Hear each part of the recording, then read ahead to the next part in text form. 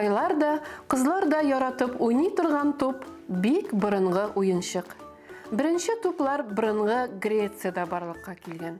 Алар хайван терисеннән ясалган. Тире эченә мүк яисә кош каурылары тутырылган. Соңрак греклар тупны өреп кабарта башлаганнар. Кояш кебек түгәрәк булганга, борынгы кешеләр тупны бик хөрмәт иткән. Ул зур тылсымга ия дип санаган. Борынгы Мисырда туп агач кайрысыннан эшләнгән. Үзәк Америка индеецлары исә аны агач кайрысы составындагы сумаладан, каучуктан ясаган.